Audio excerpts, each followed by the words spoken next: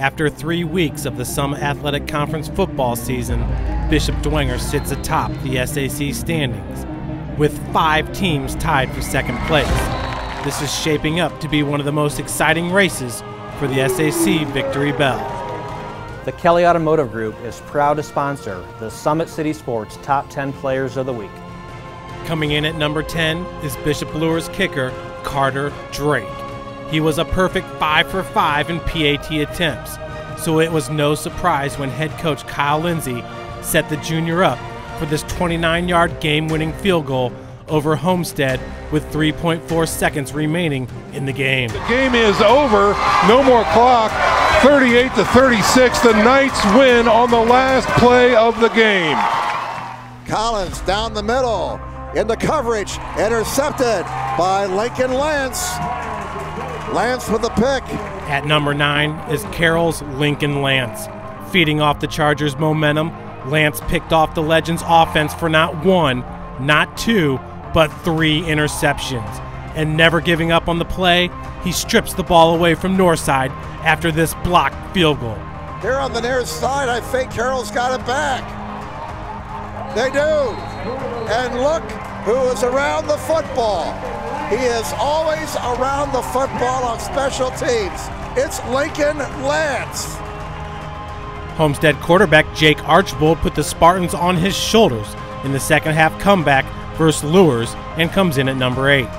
Archbold completed 18 of 29 passes for 259 yards. He also rushed 17 times for 128 yards and had 2 fourth-quarter touchdowns to give his team the lead 36-35 late in the game. Quarterback keeper through the middle, he dives for it, he gets it. Homestead with a touchdown. Snyder had something to prove, and the Panthers' run game comes in at number 7. In a dominating performance versus Concordia, Snyder rushed the ball 47 times for 361 yards and got 2 touchdowns from Anais Lockett and 1 apiece from Lenny Bennett, Jason Lambert, and a 45-yarder from John Barnes Jr. On the option, he breaks through and he's off to the races. He's got one man to beat. Can he do it? And he'll do it. At number 6 is the Bishop Dwenger defense.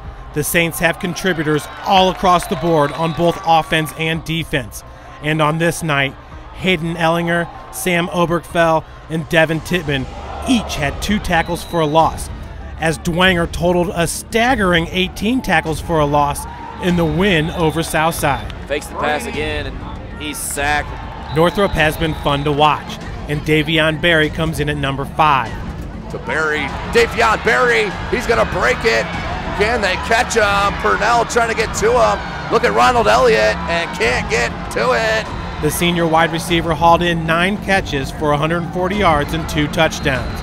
He's one of 2 Bruins to start the season playing both sides of the ball and had an interception in the loss to the Generals. He also had this electrifying 79-yard kickoff return for a touchdown. Wayne's duo of Brandon and Craig Young comes in at number 4. Quarterback Brandon ran for 34 yards on 6 carries with a touchdown and threw for 3 touchdowns. 2 of those going to receiver Craig, who had 4 receptions for 113 yards. The Ohio State commit also had 6 tackles and a sack in the close win over Northrop. His pass breakup on this 2-point conversion helped ice the game for Wayne. There, 41-40. You come up and kneel it down, you got it. And at number 3 is the electrifying Carroll trio of quarterback Gavin Vogt, who completed 14 of 17 passes for 305 yards and 4 touchdowns. He also rushed 7 times for 50 yards and a score. Carroll now on 2nd and 6, a play action fake, and Vogt wants it all. Oh, what a catch! A sensational catch by Camden Childers. There's one for the highlight reel. Receiver Cam Childers had 9 receptions for 245 yards and caught all 4 TDs. Running back Rhett Saylor carried the ball 16 times for 145 yards with 2 touchdowns. Who's hotter than the Carroll Charger offense? This was arguably the biggest game of his career for running back Jordan Presley, who comes in at number 2. Presley delivered big time with 126 yards rushing on 17 attempts with 2 touchdowns. His second rushing touchdown gave Lures a 28-10 lead in the third quarter. He also had 3 receptions for 67 yards. His 60-yard touchdown reception in the first quarter helped set the tone for the Knights. Coming in at number 1 is Lures quarterback Norman Kanapke. Up against a tough Spartan defensive backfield, Kanapke completed 16 of 23 passes for 288 yards. 2 of his 3 touchdown passes were to Jamick Johnson. Huge opportunity here. No Justin Gaston out on the field, right. So you lose one of your top weapons on the outside.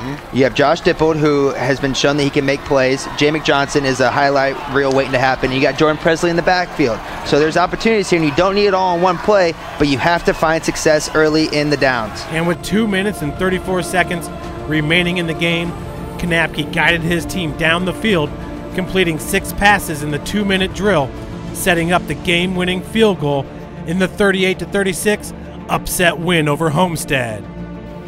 The Kelly Automotive Group would like to congratulate all the players that made the Summit City Sports Top 10 list. And good luck this week. Like us on Facebook and subscribe to our YouTube channel to catch every Top 10 video this football season. Want to see more videos like this? Consider a sponsorship and join our winning team today.